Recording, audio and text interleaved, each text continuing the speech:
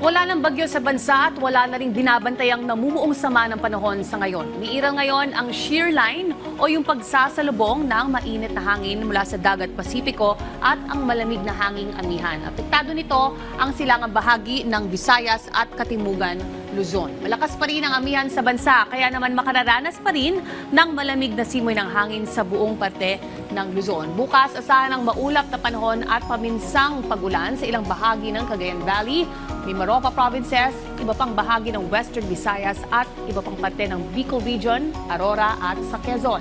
Paminsang mahinang pag-ulan naman sa bahagi ng Cordillera Region.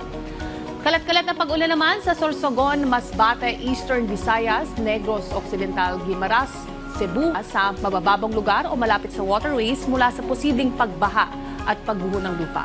Sa nalalabing bahagi ng ating bansa, better weather pero posible pa rin makaranas ng bahagyang maulap hanggang sa maulap na papawirin na may pulupulong mga pagulan o localized thunderstorms.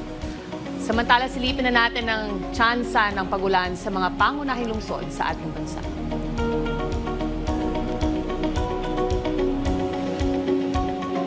Keep safe at stay dry. Laging tandaan may tamang oras para sa bawat Pilipino. Panapanahon ng ito.